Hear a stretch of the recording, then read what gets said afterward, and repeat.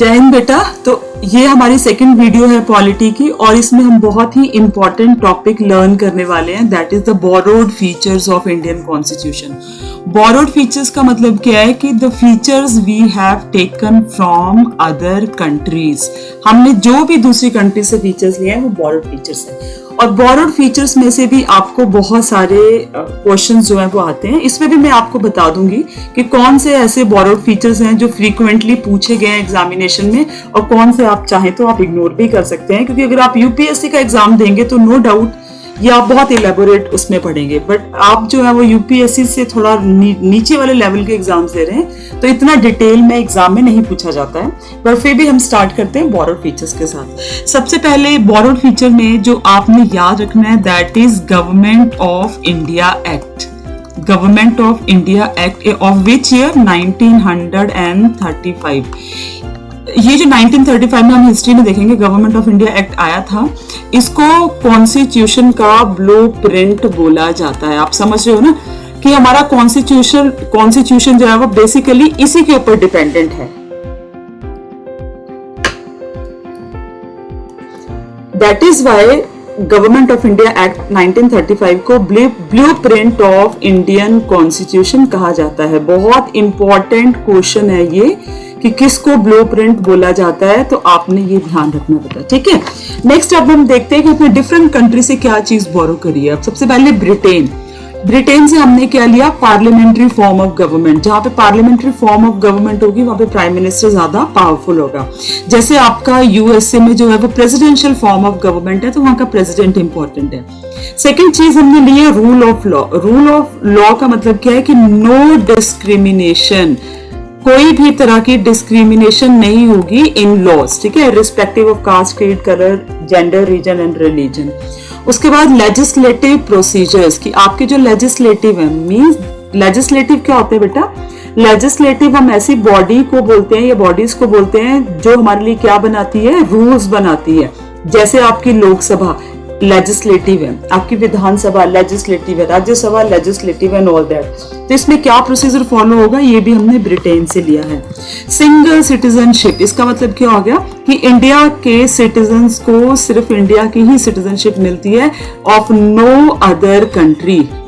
मतलब हम अगर भारत के नागरिक हैं तो हम किसी और कंट्री के नागरिक नहीं हो सकते हैं, ये भी आपने याद रखना है। कैबिनेट सिस्टम, कैबिनेट सिस्टम अगर आप काउंसिल ऑफ मिनिस्टर देखें तो काउंसिल ऑफ मिनिस्टर जो है ना वो 3 पार्ट्स में डिवाइड होता है, ठीक है। तो उसमें से आपके नियर अबाउट 90 जो मिनिस्टर्स होते हैं आपके काउंसिल ऑफ मिनिस्टर्स में होते हैं, इसमें से 20 ऐसे मिनिस्टर्स हैं जो मोस्ट इंपॉर्टेंट मिनिस्टर माने जाते हैं, जिनको हम कैबिनेट मिनिस्टर कहते हैं। जैसे आप मान लो आपके होम मिनिस्टर हो गए, ठीक है ना, फिर आपके जैसे फाइनेंस मिनिस्टर हो गए, आपके डिफेंस मिनिस्टर, ऐसे क्योंकि 20 है नियर अबाउट। तो ये कैबिनेट सिस्टम भी हमने वहां से लिया है। उसके बाद है आपका रिट सिस्टम जो है, तो प्रेरोगेटिव रिट्स जो है that is also taken from Britain. Parliamentary privileges, जो भी पार्लियामेंट्री आपको प्रिविलेजेस का मतलब special right. And by cameralism कि पार्लियामेंट के 2 हाउसेस होंगे, इसको बोलते हैं बाई कैमरलिज्म। तो ये भी हमने ब्रिटेन से लिया है, ठीक है। अब आते हैं बेटा आयरलैंड पे। तो आयरलैंड से हमने क्या चीज ली है, directive principle of state policy. मतलब directive principle of state policy क्या है कि जितने भी आपके लेजिस्लेचर हैं, ठीक है ना, जितने भी आपके लेजिस्लेचर हैं या लेजिस्लेटिव हैं, वो कोई भी अगर रूल बनाते हैं बेटा, उन्होंने मान लो कोई रूल बनाना है, ठीक है, मान लो कि चिल्ड्रन पे रूल बनाना है, चिल्ड्रन के साथ जो है वो कहीं एक्सप्लॉइटेशन हो रहा है, या वुमेन पे रूल बनाना है, या तो मान लो कि आपने कोई कॉलेज सेटअप करना है या कुछ भी करना है, तो इसके लिए उनको इंस्पिरेशन कहाँ से मिलेगी, इंस्पिरेशन मिलेगी directive principle of state policy. मतलब ये ऐसे सिद्धांत हैं जो डायरेक्शन देते हैं स्टेट को कि आप अपनी पॉलिसी ऐसे फ्रेम करो। We have taken this from Ireland. Method of the election of president, अब आगे जब हम प्रेसिडेंट की पावर पढ़ेंगे ना तो वहां पे हम देखेंगे कि how the president is elected. तो ये जो मेथड है ये भी हमने आयरलैंड से लिया है। And the nomination of the members for the Rajya Sabha by president. जैसे हमारी कंट्री में 12 मेंबर्स प्रेसिडेंट राज्यसभा के लिए नॉमिनेट करता है फ्रॉम द डिफरेंट एरियाज। आपको पता है ये डिफरेंट एरियाज कौन से होते हैं, ये डिफरेंट एरिया आपके स्पोर्ट्स हो सकता है, ये आपका म्यूजिक हो सकता है, ये सारे एरियाज आते हैं। तो ये सारा हमने लिया है आयरलैंड से। अब आ जाते हैं बेटा हम अमेरिका से। तो अमेरिका से हमने क्या लिया, number 1 impeachment of president. Impeachment means उसको उसकी पोस्ट से रिमूव करना। तो प्रेसिडेंट को कैसे रिमूव करना है, उस प्रोसेस को इम्पीचमेंट कहते हैं। और ये पार्लियामेंट में कैरी की जाती है। कहाँ की जाती है?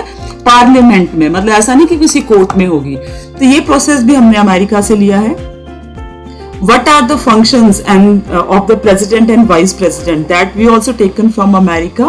जजेस को जो हमारी कंट्री में सुप्रीम कोर्ट के जजेस हैं और हाई कोर्ट के जजेस हैं, अगर आप इनको रिमूव करना चाहते हैं अपनी पोस्ट से, तो रिमूव करने के लिए भी आपको एक प्रोसेस फॉलो करना पड़ता है। That process is also known as impeachment.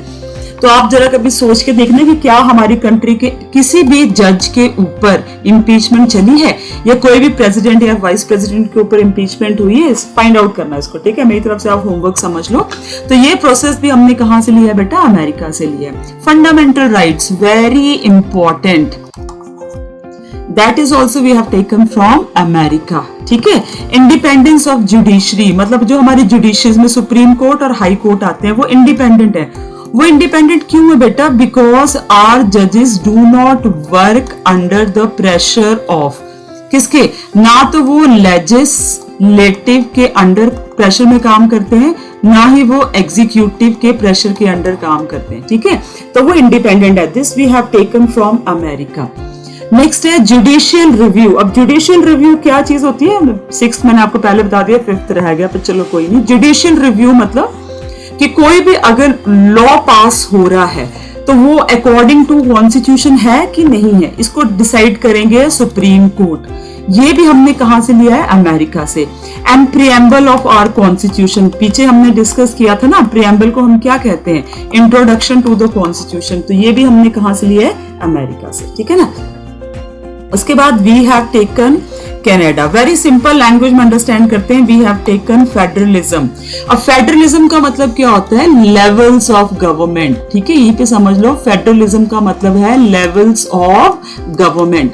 जैसे हमारे यहाँ पे सेंट्रल गवर्नमेंट है, उसके बाद सेकंड लेवल पे स्टेट गवर्नमेंट है, और थर्ड लेवल पे लोकल गवर्नमेंट है। तो जिस भी देश में ऐसे लेवल्स पे गवर्नमेंट होती है उसको बोलते हैं फेडरल गवर्नमेंट। जहां पे लेवल्स नहीं होते उसको यूनिटरी गवर्नमेंट कहते हैं, ठीक है। तो ये जो फेडरलिज्म है we have taken from Canada. But हमारा भी फेडरलिज्म जो है वो क्वासी फेडरल है। अब क्वासी का मतलब क्या होता है? Where the centre is strong then states, where the states are answerable to centre, तो उसको कहते हैं quasi federal. Quasi federal we have taken from Canada, okay. Next देखो रेसिड्यूरी पावर्स। अब रेसिड्यूरी पावर्स क्या है? ये सेंटर के पास रहेंगी, हमने कनाडा से लिया है। देखो ना बेटा, मैंने अभी आपको बताया ऊपर कि हमारे यहाँ पे लेवल्स ऑफ गवर्नमेंट है। सबसे ऊपर सेंटर है, फिर स्टेट है, ठीक है, और उसके बाद लोकल है। तो अब जो सेंट्रल गवर्नमेंट रूल बनाएगी उसको हम कहते हैं यूनियन लिस्ट, जिस पे स्टेट गवर्नमेंट रूल बनाएगी उसको हम कहते हैं स्टेट लिस्ट। लेकिन कुछ ऐसी लिस्ट है जो आती हैं कनकरेंट में। कनकरेंट का मतलब क्या है? जिसमें बोथ, दोनों ही सेंटर और स्टेट लॉ बना सकते हैं। लेकिन ये हमने कॉन्स्टिट्यूशन तो बेटा 25 कर दिया मैंने, 26 जनवरी 1950 को इंप्लीमेंट कर दिया।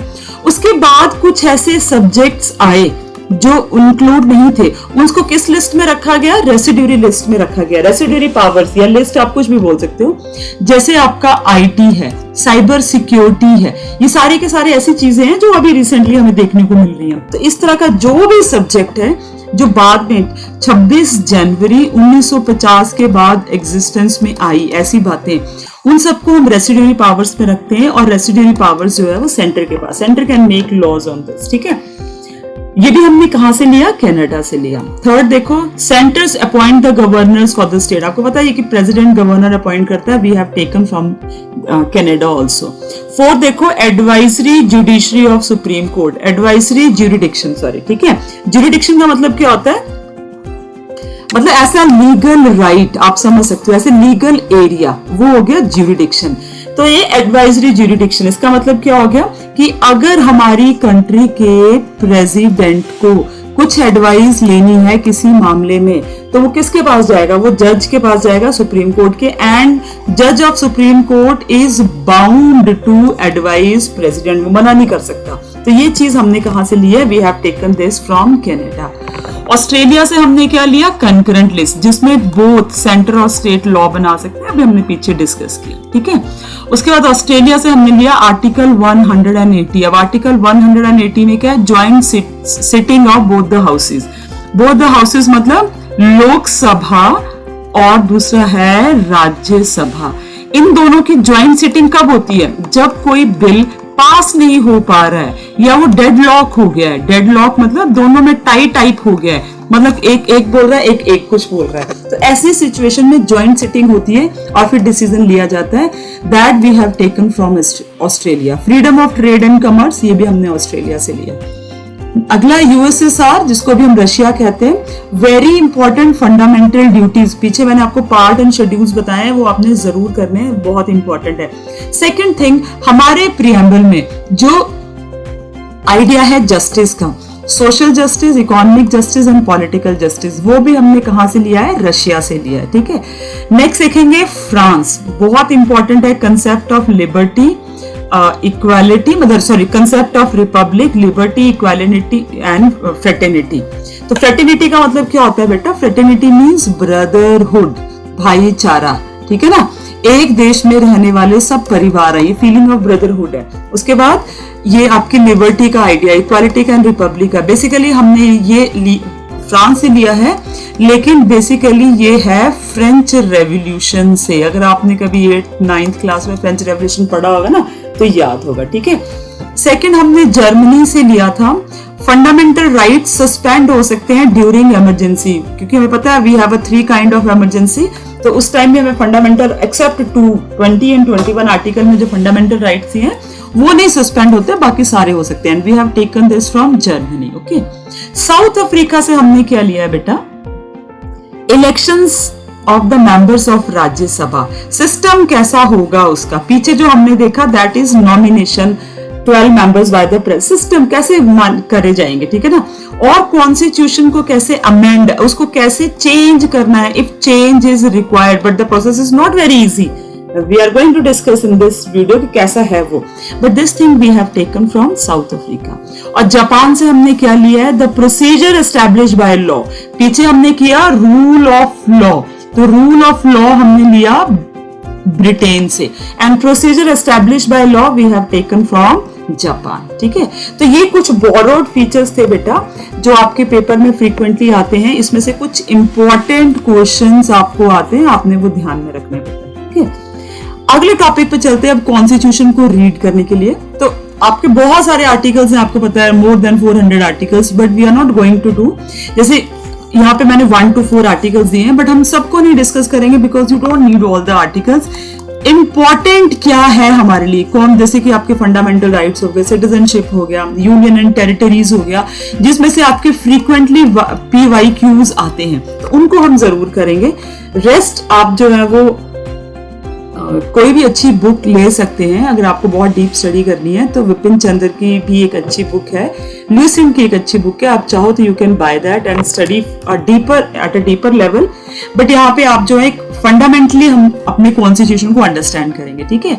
तो सबसे पहले देखो कि कॉन्स्टिट्यूशन है क्या। ये एक लीगल डॉक्यूमेंट है and the Indian constitution is the supreme law of our country. तो अगर आपसे पूछेंगे supreme law of our country क्या है, तो एक ये इंडियन कॉन्स्टिट्यूशन है। लीगल डॉक्यूमेंट है एंड लाइव डॉक्यूमेंट है, डेड नहीं है, लगा पता। तो सबसे पहले हम डिस्कस करते हैं जो आर्टिकल 1 to 4 में क्या है। इसमें भी आर्टिकल 1 एंड आर्टिकल 3 पे हम फोकस करेंगे मेन, जिसमें से आपको क्वेश्चंस आते हैं। तो आर्टिकल 1 to 4 में यूनियन एंड इट्स टेरिटरीज के बारे में बेटा बताया हुआ है, ठीक है। तो आर्टिकल 1 देखो सबसे पहले क्या कहता है। आर्टिकल 1 बोलता है कि इंडिया दैट इज भारत, मतलब हमारे 2 ही नाम है देश के, एक इंडिया और Bharat, is a union of state, लगा बता। पीछे मैंने आपको बोला कि हमने कनाडा से क्या चीज ली है बेटा, हमने वहां से लिया है फेडरलिज्म, ठीक है, फेडरलिज्म का मतलब है कि लेवल्स है गवर्नमेंट के, बट आप याद रखेंगे कि हमारे कॉन्स्टिट्यूशन में nowhere this word is use, कहीं पे भी फेडरलिज्म नहीं लिखा है, बट है हम फेडरल नेशन, बोलते हम अपने आप को यूनियन ऑफ स्टेट है, फेडरल कंट्री नहीं बोलते हैं मतलब कॉन्स्टिट्यूशन में, बट है हम फेडरल बाय नेचर। तो बाय नेचर जो है हम फेडरल हैं, लेकिन कॉन्स्टिट्यूशन में अगर फेडरल वर्ड लगा देते तो सारी स्टेट्स अपने आप में इंडिपेंडेंट हो जाए, दैट इज वाई हमने ये चीज नहीं लिखी है, ठीक है। तो ये आर्टिकल 1 के 1 में, आर्टिकल 1 के 2 में क्या लिखा है कि states and the territories will be specified in first schedule, कि फर्स्ट शेड्यूल में इसके बारे में बताया जाएगा। और आर्टिकल 1 के 3 पार्ट में क्या लिखा है कि state that is territory of India will comprise, मतलब स्टेट्स जो इंडिया की टेरिटरी है उसमें ये चीजें आएंगी। नंबर 1 जो हमारी स्टेट्स की बाउंड्री है, union territory mention in the first schedule, first schedule में जो यूटी मेंशंस किए, और ऐसी कोई टेरिटरीज अगर हमने मान लो किसी पे अटैक किया या मर्ज हो गए तो ये सारी की सारी आपके आर्टिकल 1 में आती है, ठीक है।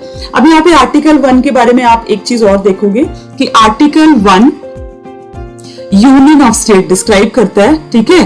तो उसमें देखो यहाँ पे लेकिन डॉक्टर भीमराव अंबेडकर क्या बोलते हैं, that Indian federalism was union because it is indissolvable, मतलब हमने फेडरल वर्ड क्यों नहीं लिखा है, हम फेडरेशन, बट हम डिसॉल्व नहीं हो सकते हैं, किसी भी स्टेट को राइट नहीं है इंडियन यूनियन से सेपरेट होने के लिए, इसलिए कहीं पे भी हमारे वहां पे फेडरल वर्ड डिस्कस नहीं किया है। जबकि this is for only the administration, मतलब जैसे मान लो कि हिमाचल है, पंजाब है, ऐसा हमने क्यों किया, ताकि एडमिनिस्ट्रेशन ठीक हो, लेकिन ऐसा नहीं कि कोई स्टेट बोले कि हम अलग हो जाएंगे, तो वो नहीं हो सकता, ठीक है। अब यहाँ पे एक चीज आपने और देखनी है कि जो union of India and territory of India दोनों ही डिफरेंट टर्म्स हैं, दोनों ही कैसी टर्म्स है बेटा, डिफरेंट टर्म्स है, ठीक है। अब कैसे देखो यहाँ पे जो यूनियन है उसमें सिर्फ क्या इंक्लूड होते हैं, ऐसे एरिया जिनको स्टेट का स्टेटस मिला हुआ है, मतलब जिनके पास एक स्टेट होने का दर्जा है, और टेरिटरीज में not only states but union territories भी आती हैं। तो अगर आपको कभी बोले कि what is union of India, union of India की only the states of our country, या उनको फेडरल सिस्टम के अंडर ये हमने एक स्पेशल स्टेटस दे रखा है। लेकिन जब बोलेंगे टेरिटरी ऑफ इंडिया तो इसमें स्टेट्स तो आएंगी, साथ में सारी की सारी यूनियन टेरिटरीज भी आएंगी। ये दो डिफरेंस को याद रखना, ठीक है। आर्टिकल 2 कॉन्स्टिट्यूशन का बोलता है कि जितनी भी चेंजेस करनी है वो पार्लियामेंट ही करेगा, स्टेट से रिलेटेड, ठीक है, ये आर्टिकल 2 कहता है। लेकिन कैसे करेगा ये आर्टिकल 3 में बता रखा है, लगा पता। तो यहाँ पे देखो कि parliament by law new states बना सकता है, ठीक है ना, या 2 स्टेट्स को मिला के 1 सिंगल स्टेट बना सकता है। ये तो अगर आपने हिस्ट्री पढ़ी होगी स्टेट फॉर्मेशन की आफ्टर 1951, तो आपको पता होगा कि कैसे हमारी स्टेट्स को, बाउंड्रीज को तोड़ा गया। अभी रिसेंटली आपको पता है कि आंध्र प्रदेश को तोड़ के तेलंगाना फॉर्मेशन हुई। 2000 में हमारी 3 स्टेट्स बनी थी, जिसमें झारखंड, छत्तीसगढ़ एंड उत्तराखंड थे। तो ये सारे राइट्स किसके पास है, पार्लियामेंट के पास है, ओनली पार्लियामेंट। इसमें विधानसभा कोई रोल प्ले नहीं करती है, वो हाँ उससे सजेशन मांगी जाती है जो भी है, लेकिन वो हाँ उसका हाँ या ना की कोई वैल्यू नहीं होती यहाँ पे। तो पार्लियामेंट क्या कर सकता है, नई स्टेट बना सकता है, किसी भी स्टेट की बाउंड्री में अल्टरेशन कर सकता है, और किसी भी स्टेट्स के एग्जिस्टिंग नेम्स को चेंज कर सकता है, ठीक है। तो बाउंड्रीज यहाँ पे आएगा, alteration of the areas of the state boundaries और names of the existing states. मतलब अगर आपको न्यू स्टेट बनानी है तो बनाओ, अगर उसके बाउंड्री को छोड़, जैसे कि आपको पता है पंजाब को काट के हिमाचल में थोड़ा था आजादी के बाद, लेकिन बाद में कुछ एरिया पंजाब से लिए गए, फिर पंजाब और हरियाणा, चंडीगढ़ एक कैपिटल रखी गई, ऐसी बहुत सारी स्टेट्स हैं। और नेम चेंज करने हैं तो नेम तो आपको पता है कितनी स्टेट्स के, पश्चिम बंगाल, उड़ीसा, तो ऐसे कितने नाम चेंज हुए ना, तो इसी के अकॉर्डिंग होते हैं। सारे राइट्स जो है ना बेटा ये पार्लियामेंट के पास है। अब ये पार्लियामेंट जो है कैसे करती है, पार्लियामेंट कैसे करेगी, तो पार्लियामेंट देखो बेटा स्टेप 1 में देखना, या तो लोकसभा में या तो राज्यसभा में पार्लियामेंट क्या करेगी, only on the recommendation of the president एक बिल इंट्रोड्यूस करेगी कि उसको चेंजेस करने, 3 तरह के चेंजेस, ये जो मैंने अभी आपको बताया ना 3 तरह के चेंजेस, ये 3 तरह के चेंजेस करने हैं, ये पार्लियामेंट बिल लेके आएगी। कहां लेके आएगी, any house of the parliament. कहां पे बोला बेटा, any house of the parliament, कोई भी हो सकता है वो हाउस पार्लियामेंट का, वहां पे लेके आएगी, ठीक है, with the prior permission of president. Step 2 में क्या होगा, ऐसे बिल की, मान लो कि हिमाचल ही रख लो क्योंकि आई एम फ्रॉम हिमाचल, तो मैं आपको बता देती हूँ कि बाउंड्री और द नेम, द प्रेसिडेंट जो है बेटा वो क्या करेगा, स्टेट है ना, को एक बार ये बिल भेजा जाएगा रेफरिंग के लिए कि मतलब देखो हम ऐसा कर रहे हैं, अगर आप इसमें क्या सजेशन देना चाहते हैं, नेम चेंज कर रहे हैं, बाउंड्रीज कर रहे हैं, आपकी स्टेट को तोड़ रहे हैं, आपने ऐसा कुछ सॉरी कुछ ऐसा करना हो तो अगर if state fails to express the opinion within a given time limit, then it is deemed that it express its views। मतलब मान लो कि एचपी को बोला कि हमने एचपी को की बाउंड्रीज थोड़ी सी जो है वो पंजाब को देनी है, या तो जेएंडके को देनी है, या तो एचपी को तोड़ के 2 स्टेट्स बनानी है, तो फिर वो स्टेट विधानसभा के पास वो बिल आएगा, हिमाचल के पास वो बिल आएगा। फिर बिल में अगर हमारा कुछ नहीं कहती है, हमारी पार्लियामेंट कुछ नहीं कहती है, तो फिर मतलब हमारी विधानसभा कुछ नहीं कहती है, तो पार्लियामेंट समझेगा कि ठीक है जो भी है, मतलब ये मान रही है।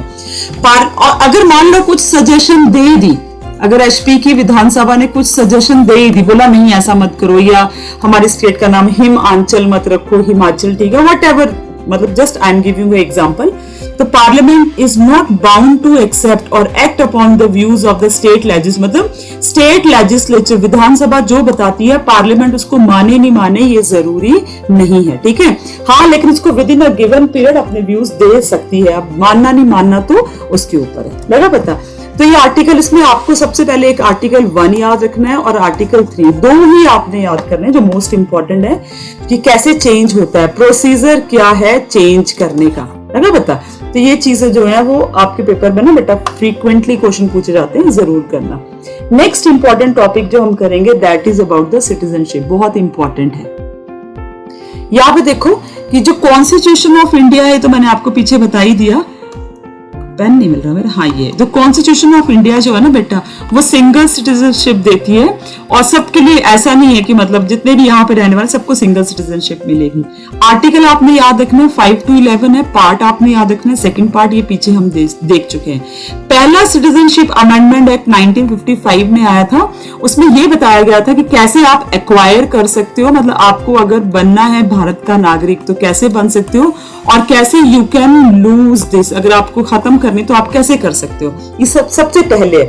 उसके बाद कितने अमेंडमेंट हो चुके हैं, ये एक हुआ था बेटा 1986 में, फिर 1992 में, 2003 में, 2005 में, 2015 में एंड 2019 में, ये सारे चेंजेस किए गए सिटीजनशिप में। तो ये एक बहुत ही इंटरेस्टिंग टॉपिक है and changes are very elaborate, बहुत मतलब बहुत क्लाउजेस है इसमें चेंजेस में कि क्या कर सकते हैं क्या नहीं कर सकते एंड ऑल दैट, ठीक है।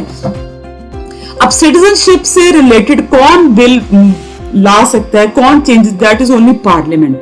ये सिर्फ पार्लियामेंट ही डिसाइड करेगी, डिसाइडिंग फैक्टर जो है वो पार्लियामेंट है। और ये किसमें लिखा हुआ है, आर्टिकल 11। तो आपने आर्टिकल 11 जो है ना वो जरूर याद रखना है कि what is written in article 11। या आर्टिकल 11 क्या है कि पावर पार्लियामेंट के पास है सिटीजनशिप के लिए, ठीक है। अब आप यहाँ पे देखोगे सिटीजन का मतलब क्या होता है कि उसको, जो हमारे भारत का नागरिक है वो उसको पूरे सिविल एंड पॉलिटिकल राइट्स मिलेंगे, जो भी सिविल एंड पॉलिटिकल राइट्स हैं। और जो एलियंस हैं, एलियंस मतलब फॉरेन कंट्रीज, अब इसमें 2 तरह के एलियंस आते हैं, एक तो हमारे फ्रेंडली एलियंस मतलब फ्रेंडली फॉरेनर्स हैं, और एक एनिमी एलियंस मतलब जो कंट्री से हमारी नहीं बनती है, ठीक है। अब हम सबको सेम तरह से तो ट्रीट नहीं कर सकते। अब यहाँ पे देखो जो एनिमी एलियंस है, मतलब एनिमी फॉरेन कंट्रीज के जो भी हमारे यहाँ पे लोग आते हैं, चाहे वो किसी भी चीज से आ रहे हैं, बिजनेस करने के पर्पज से आ रहे हैं, घूमने के पर्पज से आ रहे हैं, या एनीथिंग रिलेटेड टू एनीथिंग, तो उनको कम राइट्स मिलते हैं as compare to the friendly foreign countries, ठीक है। जैसे जो हमारी फ्रेंडली फॉरेन कंट्री होगी वो एंजॉय करेगी article 22 protection against the arrest and detention. लेकिन जो हमारे जैसे मान लो कि पाकिस्तान से आ जाते हैं, आई एम नॉट सेइंग कि पाकिस्तान हमारा दुश्मन देश है, बट जो कंट्रोवर्सीज चली हैं वहां पे वो हमें पता ही है। हमारे लिए आर्मी से ऊपर कुछ भी नहीं है, दोस्त दुश्मन हमारे लिए कोई मैटर नहीं करता, बट जो हमारे आर्मी को नुकसान पहुंचाएगा, हमारी बाउंड्रीज को नुकसान पहुंचाएगा, उसके फेवर में तो हम कभी भी नहीं रह सकते, ठीक है। तो देखो अगर पाकिस्तान का कोई पर्सन आता है तो उसको ये protection against arrest and detention नहीं मिलेगी आर्टिकल 22 के अंडर। जबकि मान लो रशियन कोई आ रहा है, ठीक है, रशिया से कोई आ रहा है तो उसको मिलेगी क्योंकि वो हमारा फ्रेंडली नेशन है, ठीक है। तो यहां पे इस चीज को याद रखना है आपने।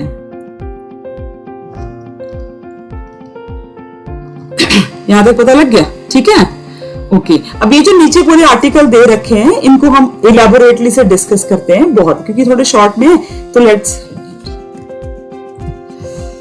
जहां पे मैंने ये रुक गई थी ना मैं बोलते बोलते कि नहीं मिलेंगे, उसके आगे से ना काट देना आप, फिर जो मैं अभी बीच से कट गया ना अगली स्लाइड में मैं जाऊंगी ना वहीं से फिर आपने करना आगे से, ठीक है। तो बेटा ये देखते हैं हम कि how we can acquire citizenship. आप सिटीजनशिप कैसे एक्वायर कर सकते हैं। हमारे पास 5 मेथड्स हैं। कितने मेथड्स हैं? 5 मेथड्स हैं जिनसे हम सिटीजनशिप एक्वायर कर सकते हैं। जैसे नंबर 1 है बाय बर्थ। जितने भी पर्सन इंडिया में ऑन और आफ्टर 26 जनवरी 1950 के बाद पैदा हुए हैं उनको क्या माना जाता है? सिटीजन ऑफ इंडिया, ठीक है। तो मतलब 26, लेकिन उसमें एक चीज ध्यान रखने की जरूरत है कि इलीगल माइग्रेंट्स वो नहीं होने चाहिए, ठीक है ना। बाय डिसेंट, बाय डिसेंट का मतलब क्या होता है बेटा? बाय डिसेंट का मतलब है कि a person born outside the India, मतलब वो भारत के बाहर पैदा हुआ है 26 जनवरी 1950 के बाद, वो इंडिया का सिटीजन होगा अगर if the father is a citizen of India at the time of his birth.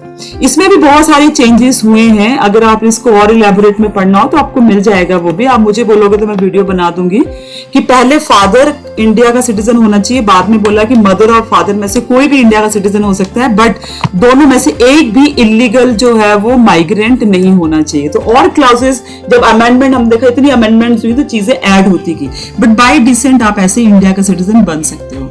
Bye registration कैसे बनोगे? कोई भी पर्सन जो है can acquire the citizen of India by registration with the proper authority. मतलब आपको भारत का नागरिक बनना है ना, तो आप जो है वो किसी भी अथॉरिटी में जाएंगे और बोलेंगे कि हमें नागरिक बनना है। उसके लिए वो पूरा टाइम पीरियड लेंगे 15 ईयर्स के, 12 ईयर्स में वो इनिशिएशन शुरू कर देंगे। तो उसका एक प्रोसेस है, आप बाय रजिस्ट्रेशन भी इंडिया का सिटीजन बन सकते हो। बाय नेचुरलाइजेशन मतलब a foreign can acquire the Indian citizenship on the application for the, मतलब मान लो कोई फॉरेनर है, मान लो कि एलॉन मस्क कहता है कि उसको भारत का नागरिक बनना है, तो वो भारत का नागरिक कैसे बनेगा? उसके लिए उसको वो दे सकता है कि मुझे एप्लीकेशन देगा और पूरा प्रोसेस उसके लिए फॉलो होगा, ठीक है। And by the incorporation of territories, हम दूसरी टेरिटरीज को इनकॉर्पोरेट, मतलब मान लो कि हमने बांग्लादेश पे अटैक किया या पाकिस्तान पे अटैक किया और उसको अपने देश में शामिल कर दिया, तो जितने भी पाकिस्तानी अगर हमारे साथ मिल जाएंगे, जितने भी चाइनीज पे अटैक किया चाइना को मिला लिया, नेपाल पे अटैक करके नेपाल को मिला लिया, तो सारी कंट्रीज जो है वो हमारी कंट्री के जो लोग हैं वो हमारी कंट्री के क्या बन जाएंगे बेटा? सिटीजन बन जाएंगे, ठीक है। आप सिटीजनशिप लूज कैसे कर सकते हैं, खत्म कैसे कर सकते हैं, मतलब आपकी कैसे जा सकती है? तो उसके लिए पहला मेथड है बाय रियूनिसिनेशन। अब बाय रियूनिसिनेशन का मतलब क्या हो गया कि वॉलेंटरली कोई चाहे तो अपनी सिटीजनशिप छोड़ सकता है कि हाँ भी मुझे भारत का नागरिक नहीं बनना है तो मैंने सिटीजनशिप छोड़ दी, ठीक है। बाय टर्मिनेशन, टर्मिनेशन का मतलब क्या हो गया कि जब एक भारतीय नागरिक अपनी मर्जी से किसी और देश की सिटीजनशिप ले लेता है तो भारत की सिटीजनशिप ऑटोमेटिकली टर्मिनेट्स, या तो उसको चूज करना पड़ता है कि वो भारत का नागरिक बनेगा कहीं कहीं और का नागरिक बनेगा, लेकिन वो ऑटोमेटिकली क्या हो जाती है? टर्मिनेट हो जाती है, ठीक है ना। बट ये प्रोविजन ड्यूरिंग वॉर अप्लाई नहीं होता है, ठीक है ना, कि does not apply during a war in which the country is engaged, उस टाइम पे नहीं ये प्रोविजन अप्लाई होगा। बाय डिप्राइवेशन मतलब हम सेंट्रल गवर्नमेंट जो है वो सिटीजनशिप छीन लेती है। कब छीन लेती है? नंबर 1, अगर आप भारत के नागरिक कैसे बने हो? बाय फ्रॉड, फ्रॉड करके अगर आप बने हो, ठीक है। सिटीजनशिप तब भी चली जाती है कि अगर आपने बाय रजिस्ट्रेशन और बाय नेचुरलाइजेशन जो हमने पीछे तरीके किए उन दोनों से आपने अप्लाई किया कि आपको भारत का नागरिक बनना है, लेकिन अप्लाई करने के बाद 2 साल के लिए आप किसी कंट्री में जेल में रहे, इम्प्रिजन रहे, तो भी भारत की नागरिकता आपको नहीं मिलेगी, ठीक है। और आपकी सिटीजनशिप तब भी जा सकती है बेटा कि आपने अनलॉफुली ट्रेड किया, ये कम्युनिकेट किया with the enemy during war. मान लो हमारी चाइना से वॉर लगी है और अनलॉफुली बोला ठीक है, जो लॉ के अकॉर्डिंग ठीक नहीं है। तो अनलॉफुली आप ट्रेड कर रहे हैं या फिर कुछ बातें अपने राज बता रहे हैं, तो फिर उस टाइम में आपकी सिटीजनशिप जो है वो जा सकती है। ठीक है, तो ये सिटीजनशिप वाला टॉपिक जो था, this is very important. Questions बहुत ज्यादा कवर होते हैं इसमें से, इसको आपने जरूर करना है। ठीक है, तो नेक्स्ट टॉपिक हम स्टार्ट करेंगे अगली वीडियो में, दैट इज फंडामेंटल राइट्स। मैं आपको पहले ही बता देती हूँ। तो तब तक जय हिंद, जय भारत।